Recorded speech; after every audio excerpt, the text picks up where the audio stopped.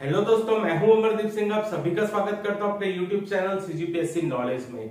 दोस्तों, जो हमारी आजीविका की वीडियो सीरीज चल रही थी उसमें हमने पिछली क्लास में बैंकिंग से संबंधित वीडियो को देखा था, जिसमें हमने बैंकिंग से संबंधित सहकारी बैंक को पढ़ लिए हैं। फिर हमने प्रधानमंत्री जन धन योजना, मुद्रा योजना, ये सब वाला पार्ट कवर कर लिया था। आज की क्लास में हम जो पार्ट कवर करने वाले हैं वो है नाबार्ड बैंक और क्षेत्रीय ग्रामीण बैंक वाला पार्ट है। और ये हमारा बैंकिंग जो पार्ट है, बैंकिंग क्षेत्र वाला जो आजीविका से और ग्रामीण विकास वाले टॉपिक में है, उसका ये आखिरी वीडियो है। फिर हमारा बैंकिंग वाला पार्ट कंप्लीट हो जाएगा। उसके बाद दो मेन पार्ट हमारे बचे हैं, पशुधन वाला और आपका बाजार वाला, और एक श्वेत क्रांति का पार्ट। ठीक है, तो ये मेन पार्ट बचा है। उसके बाद वो छोटे छोटे पार्ट है, वो 2, 4 और एक 5 से 6 क्लास और लगेगा। आपका पूरा आजीविका का क्लास कंप्लीट हो जाएगा। क्लियर है? तो आज की क्लास में हम नाबार्ड और आपका क्षेत्रीय ग्रामीण बैंक को कवर करने वाले हैं। इससे रिलेटेड क्वेश्चन पेपर में बन सकते हैं। तो अगर आपको ये वीडियो अच्छा लगे तो वीडियो को जरूर लाइक कीजिएगा, चैनल को सब्सक्राइब कीजिएगा और ज्यादा से ज्यादा वीडियो को शेयर कीजिएगा। तो चलिए चालू करते हैं हम आज की क्लास। और सबसे पहले पढ़ते हैं राष्ट्रीय कृषि व ग्रामीण विकास बैंक, जिसे कि नाबार्ड के नाम से जाना जाता है। तो राष्ट्रीय कृषि व ग्रामीण विकास बैंक यानी नाबार्ड की स्थापना 1982 में हुई थी, 1982 में। ये जो है शिवरामन समिति की सिफारिश पर जो है इसका गठन किया गया था। तो याद रखिएगा, नाबार्ड का गठन कौन सी समिति के सिफारिश पर किया गया था? शिवरामन समिति की सिफारिश पर नाबार्ड का गठन किया गया था। नाबार्ड एक सांविधिक निकाय है। सांविधिक निकाय का मतलब ये है, इसके लिए संसद ने कानून बनाकर या अधिनियम पारित करके, एक्ट लाकर इसका गठन किया है। इसी के लिए जो है इसे सांविधिक निकाय कहा जा रहा है। संवैधानिक नहीं है, याद रखिएगा, सांविधिक है। ठीक है, यानी संसद ने अधिनियम पारित करके इसका गठन किया है।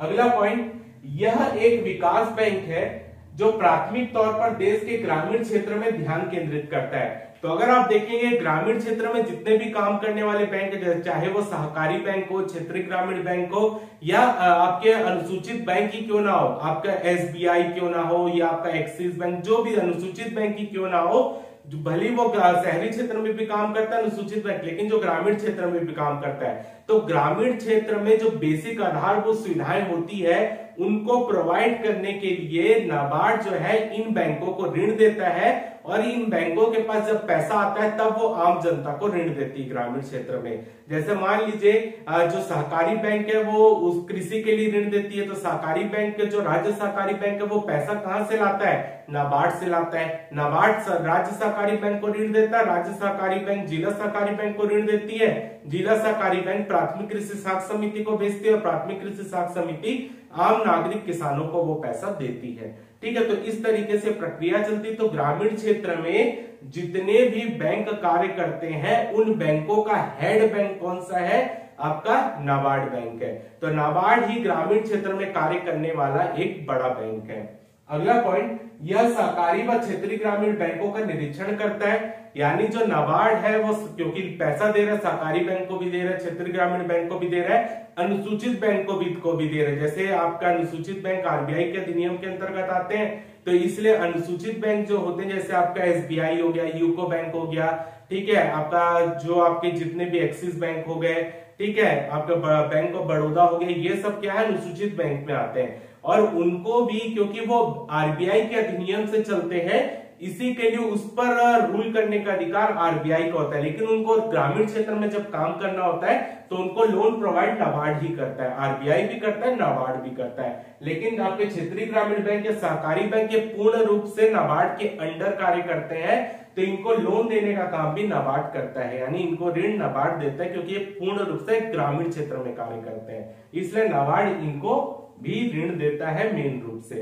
और इनके, क्योंकि ये ऋण उनको ही दे रहा है ग्रामीण क्षेत्र में काम करने, इसलिए इनके कार्यों का निरीक्षण भी नाबार्ड कर सकता है। अगला पॉइंट है ग्रामीण आधारभूत सुविधा विकास निधि। कहने का मैं आपको ये पॉइंट बता रहा हूं कि आपसे पेपर में पूछा जा सकता है कि नाबार्ड किन किन क्षेत्रों में ऋण की सुविधा प्रोवाइड करता है। याद रखिए, नाबार्ड डायरेक्ट जनता को ऋण नहीं देता, नाबार्ड बैंकों को ऋण देता है और बैंक जनता को ऋण देते हैं। क्लियर है? तो नाबार्ड का काम ग्रामीण क्षेत्र में कार्य करने वाले बैंकों को ऋण देना है और बैंक आपको जनता को ऋण देगा। तो नाबार्ड क्या क्या चीजों में ऋण देता है, ये आपसे पेपर में क्वेश्चन पूछा जा सकता है। तो पहला है ग्रामीण आधारभूत सुविधा विकास निधि, जितनी भी चीजें ये मैं डेटा बता रहा हूं ये केवल छत्तीसगढ़ के लिए डेटा है। जो भी राशि वासी मैं आपको बताऊंगा केवल छत्तीसगढ़ के लिए। क्लियर है? तो ग्रामीण आधारभूत सुविधा विकास निधि तो छत्तीसगढ़ में वर्ष 2020-21 में, पहले ये देख लेते हैं कि ग्रामीण आधारभूत सुविधा विकास निधि किन कार्यों के लिए दिया जाता है। जैसे लघु सिंचाई योजना अगर राज्य में चल रही है उस योजना के निर्माण करने के लिए जो भी पैसा लगेगा उसके लिए, सोलर पंप की खरीदी के लिए, लोग ग्रामीण क्षेत्र में सोलर पंप बांटने के लिए, ग्रामीण सड़क के निर्माण के लिए, ग्रामीण स्वास्थ्य की सुविधाओं को प्रोवाइड करने के लिए। तो ये जो 4 मैंने काम बताए ये ग्रामीण आधारभूत सुविधा के अंतर्गत आता है और इसके लिए नाबार्ड जो पैसा देता है उसी को बोलते हैं ग्रामीण आधारभूत सुविधा विकास निधि। तो वर्ष 2020-21 में छत्तीसगढ़ के लिए नाबार्ड ने 1432 करोड़ रुपए ऋण स्वीकृत किया था। केवल इसके अंतर्गत ग्रामीण आधारभूत सुविधा विकास निधि के अंतर्गत 1432 करोड़ रुपए ऋण दिया था या ऋण स्वीकृत किया है छत्तीसगढ़ सरकार को देने के लिए। वर्ष 2020-21 का ये डेटा है। क्लियर है? अगला देखते हैं पुनर्वित्त सहायता। पुनर्वित्त सहायता क्या है? जैसे कि मैंने आपको बताया कि नाबार्ड मान लीजिए सहकारी बैंक को ऋण दे रहा है, ठीक है, राज्य सहकारी बैंक को नाबार्ड ने ऋण दे दिया। अब जो राज्य सहकारी बैंक है वो जनता को ऋण दे रहा है, मतलब जिला सहकारी बैंक को दे रहा है, जिला सहकारी बैंक प्राथमिक कृषि समिति को दे रही है और प्राथमिक कृषि समिति किसानों को दे रही है। लेकिन कहीं ना कहीं नाबार्ड ने राज्य सहकारी बैंक को तो ऋण दिया, अब राज्य सहकारी बैंक को ऋण लौटाना भी तो है, किसको? नाबार्ड को, उसके ब्याज सहित ऋण लौटाना रहता है नाबार्ड को। तो जब मान लीजिए नाबार्ड ने राज्य सहकारी बैंक को ऋण दिया है, अब राज्य सहकारी बैंक को नाबार्ड को वापस ऋण चुकाना है, लेकिन राज्य सहकारी बैंक के पास पैसों की कमी हो रही है उस ऋण को चुकाने के लिए। तो नाबार्ड क्या करेगा? उस ऋण को चुकाने के लिए वापस उस सहकारी बैंक को एक्स्ट्रा ऋण देगा। तो इसी को बोलते हैं वित्त के ऊपर पुनर्वित्त, यानी पहले दिए गए वित्त को पटाने के लिए दोबारा पैसा देना, इसको बोलते हैं पुनर्वित्त। तो ये आप याद रखिएगा, पुनर्वित्त सहायता क्या? मान लीजिए नाबार्ड ने राज्य के सहकारी बैंक को ऋण दिया है, अब उस ऋण को चुकाना है राज्य सहकारी बैंक को नाबार्ड को, लेकिन वह राज्य सहकारी बैंक नाबार्ड को ऋण चुकाने में असफल हो रहा है, उसको पैसों की कमी पड़ रही है, तो उस ऋण चुकाने के लिए नाबार्ड उसको और एक्स्ट्रा पैसा देता है। ठीक है, तो इसको बोलते हैं पुनर्वित्त की सहायता। ठीक है, तो पुनर्वित्त की सहायता केवल राज्य सहकारी बैंक को नहीं, साथ साथ मैं एक एग्जांपल के लिए समझाया, क्षेत्रीय ग्रामीण बैंक को भी पुनर्वित्त सहायता देता है, वाणिज्यिक बैंक जो अनुसूचित बैंक काम करे उनको भी देता है। ठीक है, तो बस मैं आपको पुनर्वित्त समझा रहा था वो क्या है। तो 2020-21 में नाबार्ड ने कृषि उत्पादन ऋण, यानी मान लीजिए जो सहकारी बैंक को नाबार्ड ने ऋण दिया था वो कृषि उत्पादन के लिए दिया था, और कृषि उत्पादन मतलब वो पैसा किसानों को बांटना था। ठीक है, और कुछ होता है निवेश निधि। निवेश निधि यानी वो उद्योगों में लगाना था, छोटे छोटे कुटीर उद्योग, लघु उद्योग जो ग्रामीण क्षेत्र में कार्य करते हैं। तो अगर जो नाबार्ड ने किसानों के लिए ऋण दिया था राज्य सहकारी बैंक को, अब राज्य सहकारी बैंक उसको लौटा नहीं पा रहे तो पुनर्वित्त दे रहे हैं, तो वो पुनर्वित्त किस में आएगा? क्योंकि वो कृषि वाला ऋण नहीं चुका पा रहे हैं तो उसको बोलेंगे कृषि उत्पादन ऋण। तो कृषि उत्पादन ऋण यानी पुनर्वित्त के अंतर्गत नाबार्ड ने 2020-21 में कृषि उत्पादन ऋण दिया था 2764 करोड़ रुपए का, और निवेश ऋण दिया था 836.70 करोड़ रुपए का। अब देखते हैं 2021-22 में दिसंबर 2021 तक का डेटा। कृषि उत्पादन ऋण है 3225 करोड़ रुपए और निवेश ऋण है 283 करोड़ रुपए। तो आपको क्या क्या ये डेटा तो आप एक बार पढ़ेंगे, ठीक है, नहीं याद हो रहा है ठीक है, कोई उसको रटने की जरूरत नहीं है, लेकिन जो जो चीज मैं पॉइंट बता रहा हूं आपसे पूछा जा सकता है नाबार्ड इनमें से क्या क्या काम करता है। तो पहला काम ग्रामीण आधारभूत सुविधा विकास निधि उपलब्ध करवाता है, सेकंड काम पुनर्वित्त की सहायता करता है। अब आगे जो काम होगा वो हम पढ़ते जाएंगे। आगे देखते हैं मार्कफेड को सहायता। मार्कफेड क्या है? छत्तीसगढ़ सहकारी विपणन संघ जो कि धान खरीदी करता है मार्कफेड छत्तीसगढ़ में, तो धान खरीदी के लिए भी मार्कफेड को जो नाबार्ड है वो ऋण उपलब्ध कराता है। तो खरीफ विपणन 2021-22 हेतु धान अधिप्राप्ति हेतु ऋण दिया गया था नाबार्ड के द्वारा मार्कफेड को 7000 करोड़ रुपए का। ठीक है, याद रखिएगा ऋण है 7000 करोड़ रुपए का ऋण मार्कफेड को सहायता दी गई थी धान खरीदी के लिए नाबार्ड के द्वारा। तो एक चीज और याद रखिए, पहला काम ग्रामीण आधारभूत सुविधा विकास निधि, सेकंड पुनर्वित्त सहायता देता है नाबार्ड, थर्ड है मार्कफेड को यानी धान खरीदी के लिए भी सहायता देता है। अगला है प्रधानमंत्री आवास योजना ग्रामीण हेतु ऋण। जो प्रधानमंत्री आवास योजना के अंतर्गत आवास बन रहे उसमें राज्य और केंद्र की हिस्सेदारी होती है, तो जो राज्यों को भी पैसे की आवश्यकता होती है तो राज्यों को प्रधानमंत्री आवास योजना के अंतर्गत आवास निर्माण के लिए भी नाबार्ड ऋण प्रोवाइड करता है ग्रामीण क्षेत्र में। क्लियर है। अगला है खाद्य प्रसंस्करण निधि। खाद्य प्रसंस्करण निधि का मतलब ये है जैसे कि मान लीजिए फूड पार्क की स्थापना करनी है, मेगा फूड पार्क की स्थापना करनी है, तो वो फूड पार्क की स्थापना करने के लिए भी नाबार्ड गवर्नमेंट को सहायता करता है। क्लियर है। तो खाद्य प्रसंस्करण निधि उसको बोला जाता है, फूड पार्क ये सब स्थापना करने के लिए नाबार्ड ऋण देता है। अगला है दीर्घकालीन सिंचाई निधि। जो दीर्घकालीन ऋण क्या होता है, जो ऐसे ऋण जो 5 साल से ज्यादा के समय के लिए दिए जाते हैं। ठीक है। तो दीर्घकालीन सिंचाई निधि किस लिए दिया गया, लंबी परियोजना है उसके लिए यहाँ पर पैसा लगा रहा है नाबार्ड। कौन कौन सी योजना, मनियारी योजना, केलो योजना और खारून। याद रखेगा खारून है, खारंग नहीं है, याद रखेगा, नहीं तो डाउट होता है प्रधानमंत्री कृषि सिंचाई योजना और इसमें डाउट हो जाएगा। तो याद रखिएगा मनियारी, केलो और खारून ये दीर्घकालीन सिंचाई निधि उपलब्ध करा रहे इन योजनाओं के लिए नाबार्ड। मनियारी योजना, केलो योजना और खारून योजना, ना कि खारंग योजना, ये चीज को ध्यान रखिएगा। इसके अलावा आदिवासी विकास निधि के तहत बाड़ी विकास, यानी नाबार्ड क्या कर रहा है, राज्य सरकार को आदिवासी विकास निधि उपलब्ध करा रहा है। तो आदिवासी विकास निधि क्या, आदिवासी क्षेत्र में देखिए जंगल क्षेत्र ज्यादा रहता है, तो उन क्षेत्रों में बाड़ी का निर्माण किया जा रहा है और उन बाड़ियों में काम करने के लिए आदिवासियों को ही रखा जा रहा है। तो आदिवासियों के लिए आजीविका का काम करेगा, यानी उनको रोजगार मिलेगा। तो इसी के लिए नाबार्ड क्या कर रहा है, आदिवासी विकास निधि उपलब्ध कराता है स्टेट गवर्नमेंट को। तो हमारे यहाँ कितनी आदिवासी विकास निधि यहाँ पर हो रहा है, 21 जिलों के 85 बाड़ी परियोजना स्वीकृत की गई है। ये याद रखेगा, ये पेपर में आता है कि आदिवासी विकास निधि के तहत कितनी बाड़ी परियोजना स्वीकृत की गई है, तो 85 बाड़ी परियोजना स्वीकृत की गई है। 21 जिलों के 85 बाड़ी परियोजना के लिए नाबार्ड ऋण उपलब्ध करवा रहा है या निधि उपलब्ध करवा रहा है। अगला पॉइंट वाटर शेड विकास। तो वाटर सेट को तो मैंने आपको डिटेल में पढ़ाया होगा, वाटर सेट क्या होता है वो बताने की जरूरत नहीं है। तो वाटर सेट परियोजना कितने हैं, 19 जिलों के 67 वाटर सेट परियोजनाओं को स्वीकृति दी गई है नाबार्ड के द्वारा कि वो उसको ऋण देगा, यानी वहां पर वाटर सेट के विकास के लिए भी नाबार्ड पैसे उपलब्ध करवाता है। तो 19 जिलों के 67 वाटर सेट परियोजनाओं का चयन किया गया, ये भी याद रखिएगा, पेपर में आता है। अगला है ई शक्ति कार्यक्रम। ई शक्ति कार्यक्रम भी नाबार्ड के द्वारा चालू किया गया है 15 मार्च 2015 को। 15 मार्च 2015 को ई शक्ति कार्यक्रम नाबार्ड के द्वारा चालू किया गया है।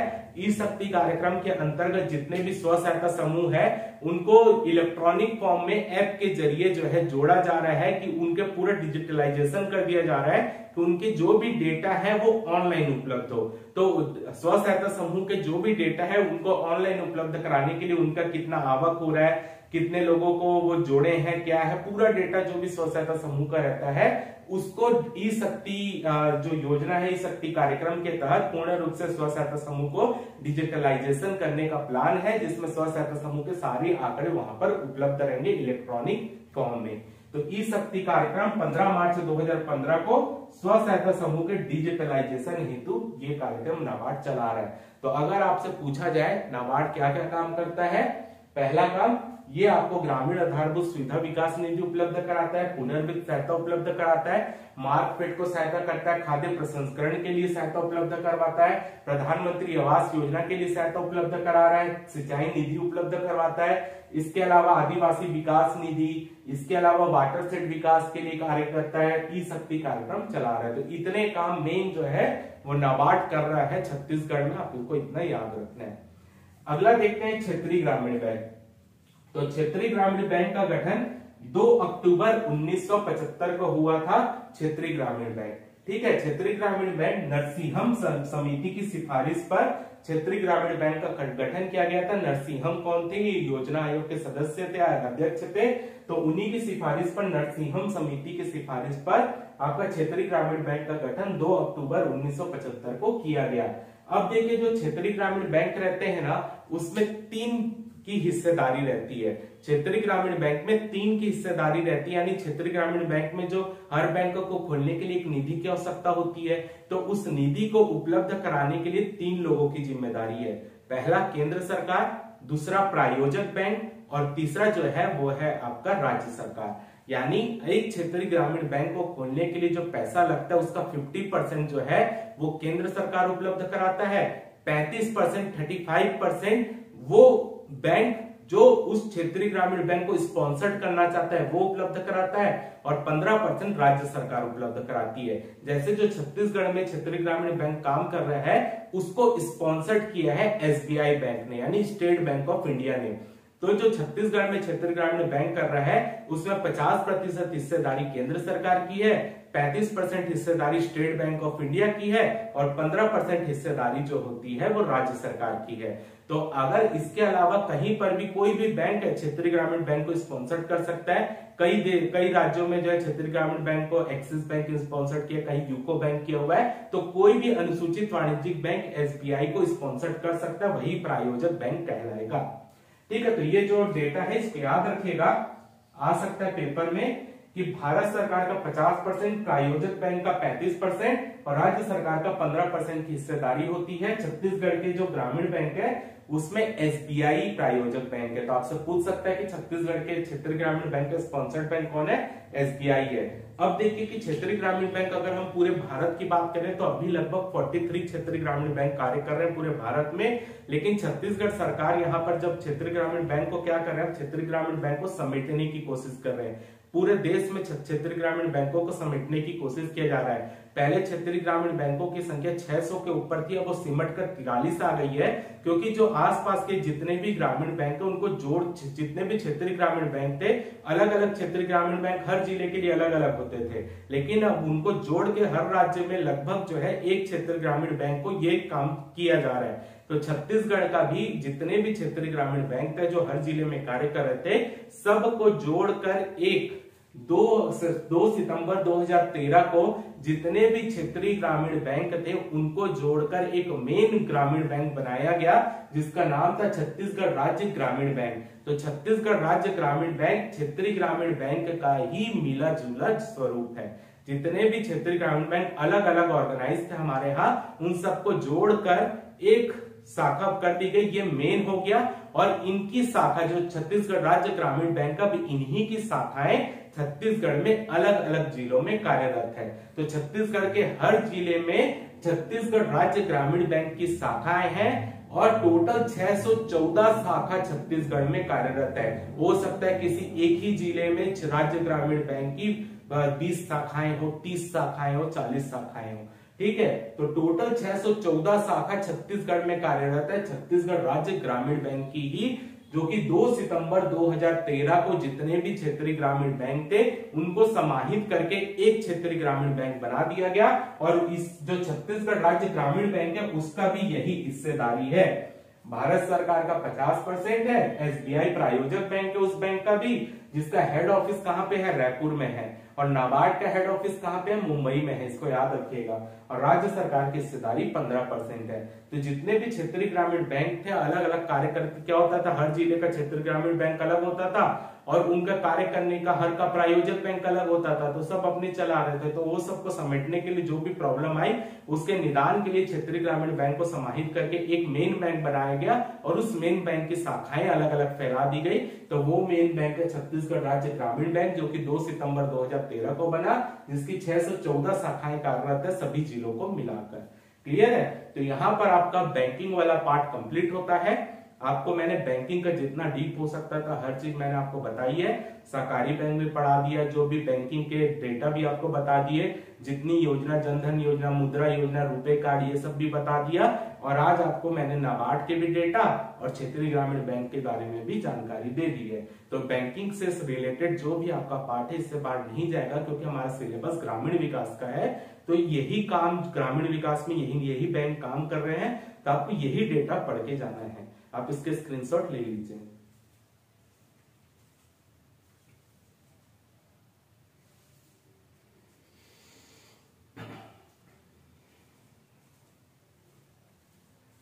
तो उम्मीद करता हूं कि आपको आज की क्लास अच्छी लगी होगी। अगर आपको वीडियो अच्छा लगा हो तो वीडियो को जरूर लाइक कीजिए, चैनल को सब्सक्राइब कीजिए, ज्यादा से ज्यादा वीडियो को शेयर कीजिए। फिलहाल के इस वीडियो में सिर्फ इतना ही। जय भारत, जय छत्तीसगढ़।